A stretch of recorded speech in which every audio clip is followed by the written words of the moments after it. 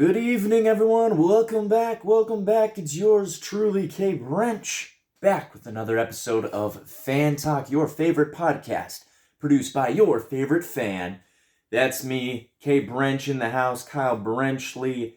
Read it and weep. Thanks for listening. Thanks for tuning in, and thanks for all the support. Fan Talk is a podcast that you can find on Spotify, iHeartRadio, and YouTube. I love doing the video portion, so I upload to YouTube. I think that's where most people get the footage. Most people get the podcast, but if you like the audio version, go check it out on Spotify. I'm also on iHeartRadio. We have a lot to talk about this week. First off, is Russell Wilson back? We'll talk about that. We'll talk about the awesome game they had against the Buffalo Bills and how their season is totally turned around. Is Draymond Green a problem? Is Draymond Green a problem?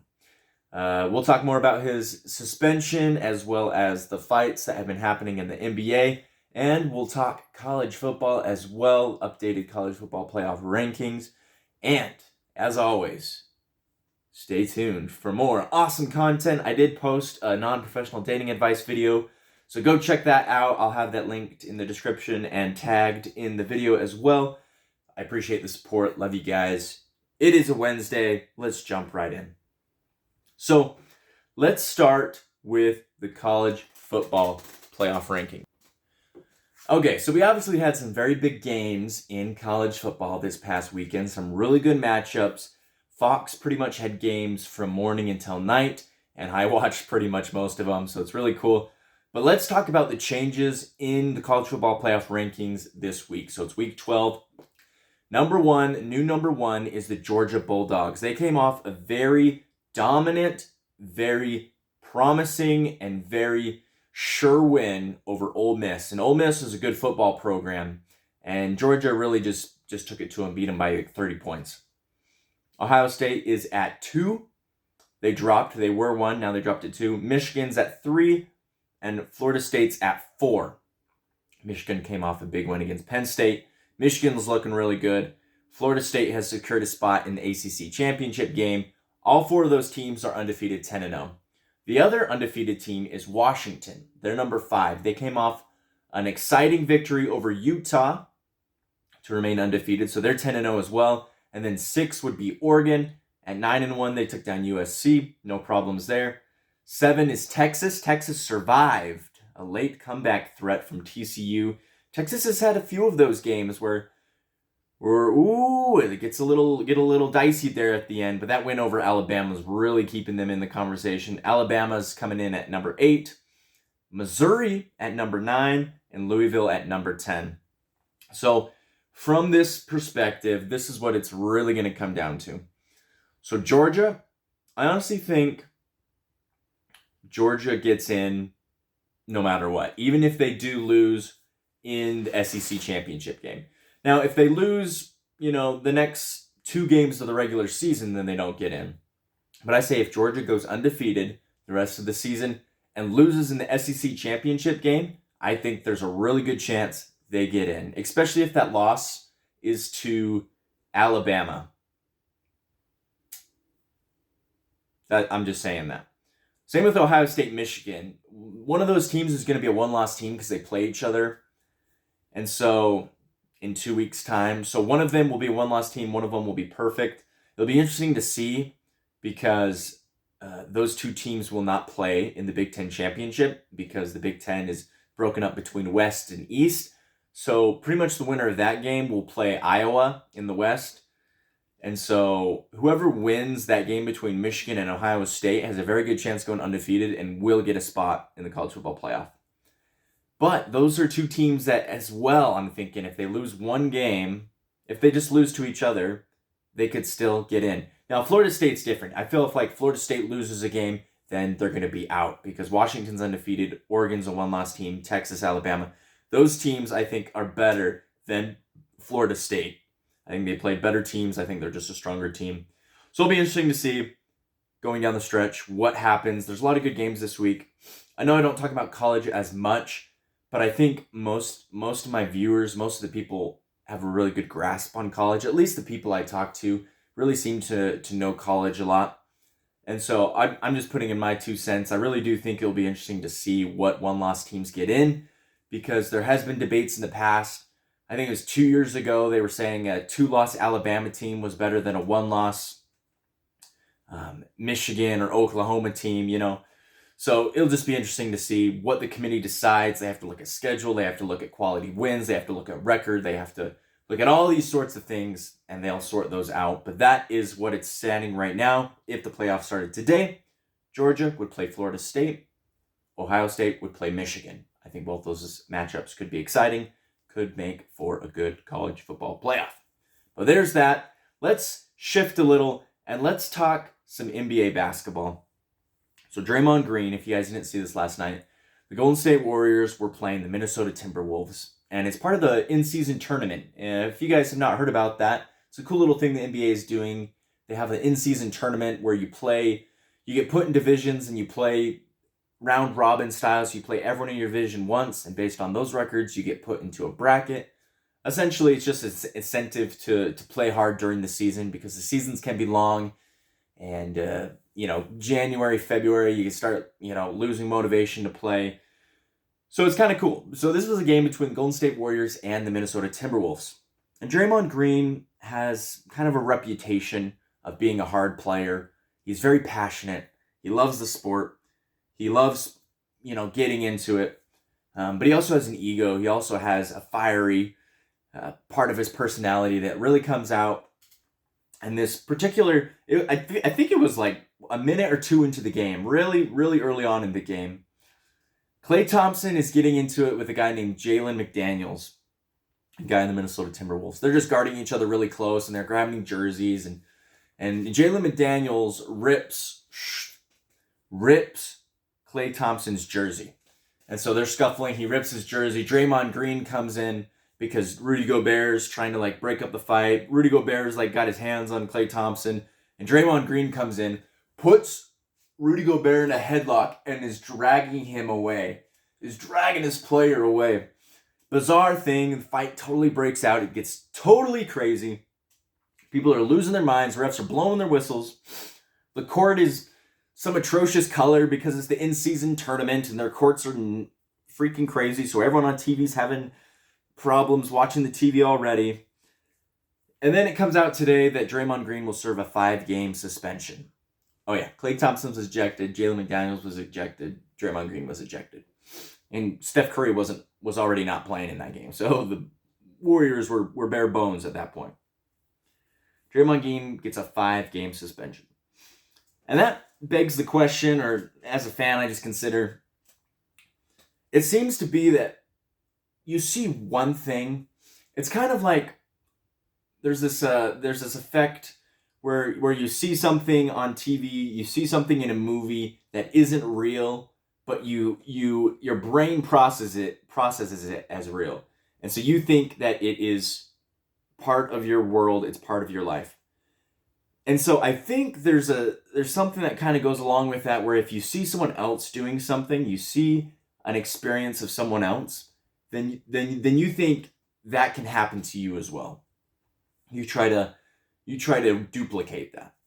And I think all these fights that are happening in the NBA, like guys have beef, and they're pushing each other around, and they're getting up in their face. Same with the NFL. There's so many heated moments, and people take exception, like it's a hard foul or it's a hard hit in football, and then the whole offensive line comes over and starts, freaking gangbanging the one defensive player, and it just gets out of hand. And I wonder if because players are seeing that, they think they can do it.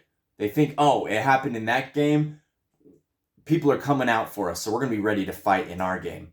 And I just think it's getting out of hand, and really there's not many ways you can regulate it other than giving out suspensions and cracking down.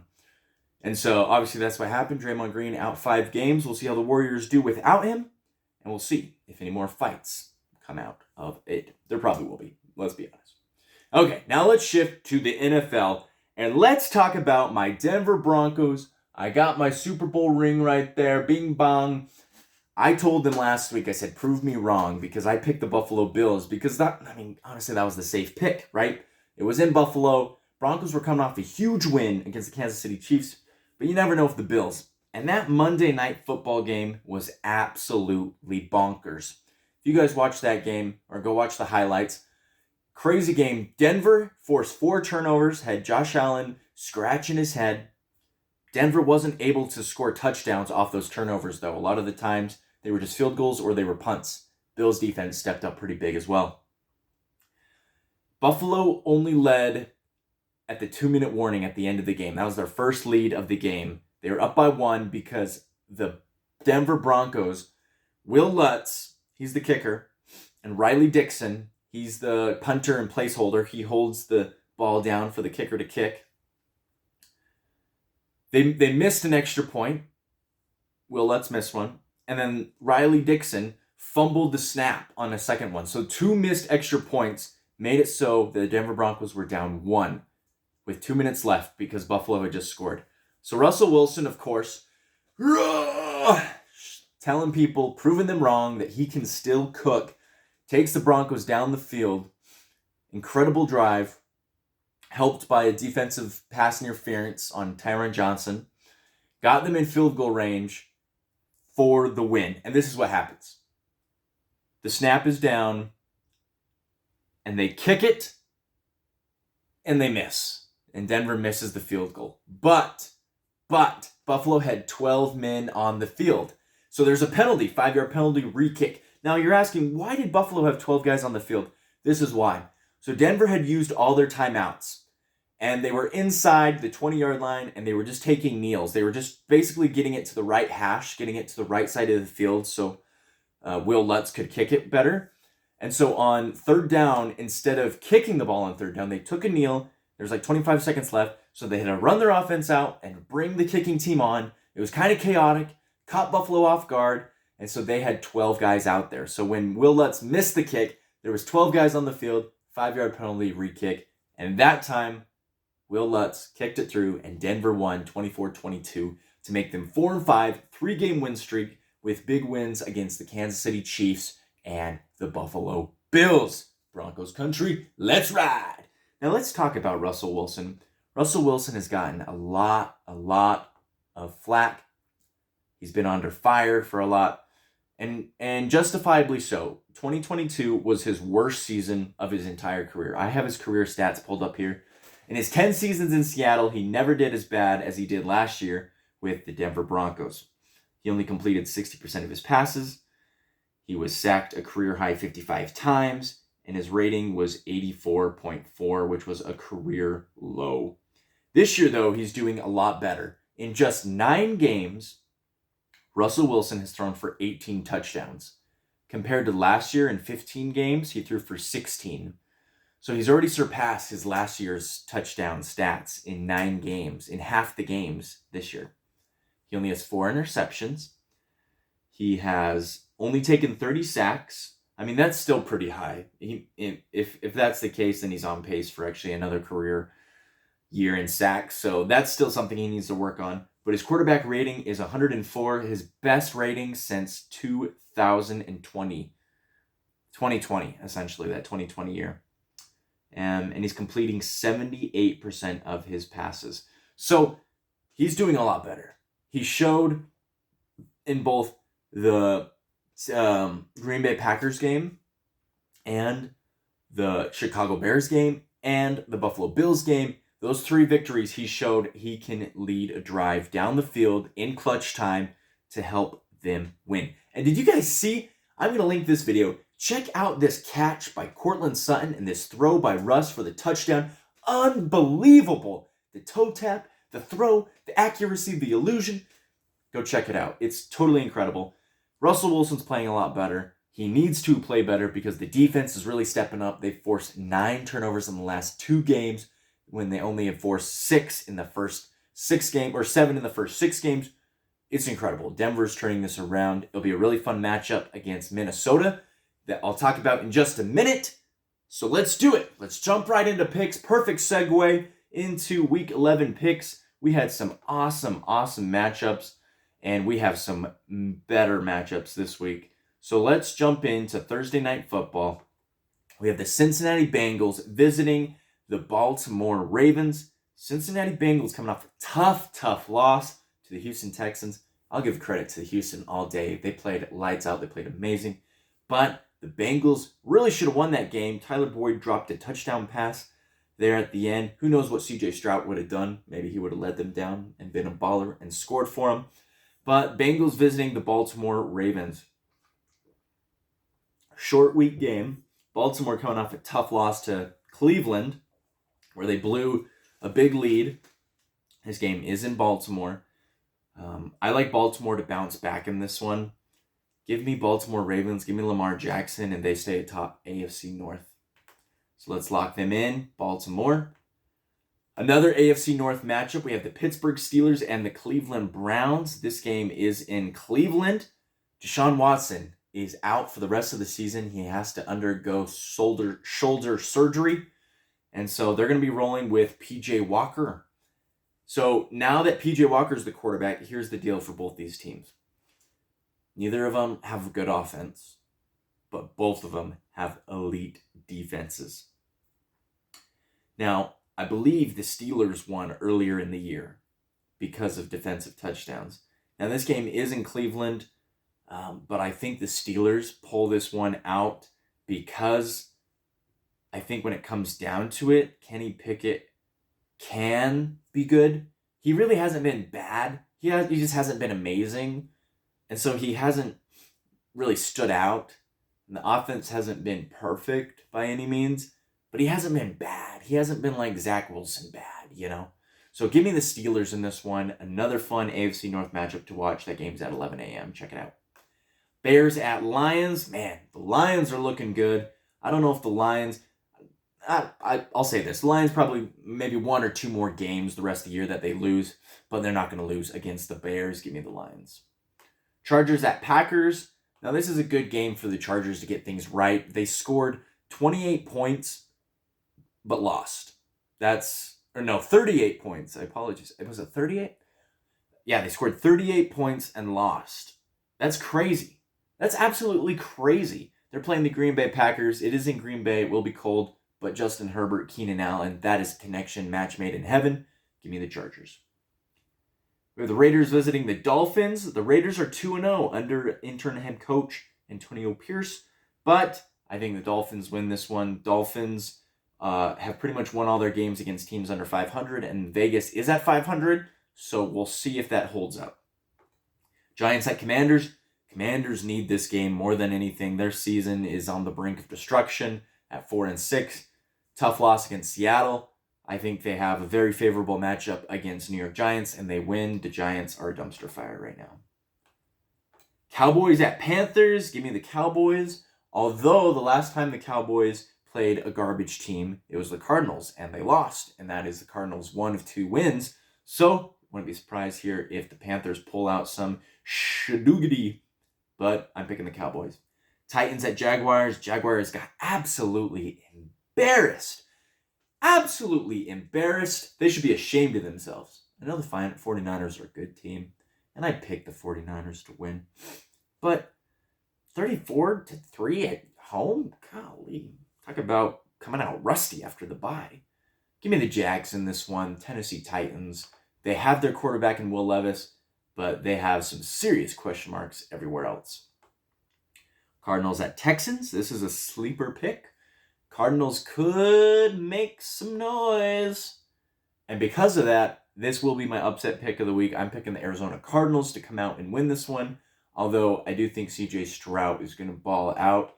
And they're sitting pretty at 5-4. And their defense is much improved as well. Give me the Cardinals. 49ers and Tampa Bay Buccaneers. 49ers have righted the ship as far as I'm concerned until they prove me wrong. Jets at Bills. I think the Bills get this one because they're in Buffalo, even though the Jets got them back in week 1. I think Zach Wilson just can't do it, and the Jets season's going to fall apart, unfortunately. Seahawks at Rams. The Rams actually beat the Seahawks in week 1, but I do think the Seahawks are playing really well. I think they come back and beat the Rams at the SoFi Stadium. Minnesota Vikings at the Denver Broncos. Give me the Denver Broncos. They're playing very well. I expect them to get some more turnovers on Josh Dobbs. I think that will be a big key. That's how they've won the last 3 games, is is winning the turnover battle and enforcing a lot of turnovers. If they can get after Josh Dobbs, get an interception, get a fumble recovery, and Russell Wilson can keep playing well, and they can figure out their kicking game, then give me the Broncos. Sunday Night Football, that should be a fun matchup in Mile High, Denver, Colorado. And then Monday Night Football, I think this is the game of the week. We love a good Monday Night Football matchup. We have the Philadelphia Eagles and the Kansas City Chiefs in a Super Bowl 58 rematch, or 57 rematch. This is in Kansas City, and according to ESPN Pigskin Pick'em, Kansas City is 51% favored. I just see the Chiefs winning this one. I don't know why I do, but I'm going to root for the Eagles, of course, but I think the Chiefs win. So I'm going to pick the Kansas City Chiefs for Monday Night Football. It's going to be a high-scoring game, I think. Maybe 24-31. Maybe, let's see, 28-34. Let's see, what's the math on that? 52. So that's what I think. Those are my picks for Week 11. Make your own picks. Go into Pigskin Pick'em and let them know what you guys think. It's going to be fun. We're way into November. Things are getting awesome. Russell Wilson is back as far as I'm concerned. And the holidays are just around the corner, so things are going to get absolutely bonkers. So go watch some football. Go have a wonderful, wonderful, awesome weekend. And we will see you guys next week. Thank you so much for tuning into Fan Talk, YouTube, Spotify, iHeartRadio. My name is Kay Brench, and have a good night.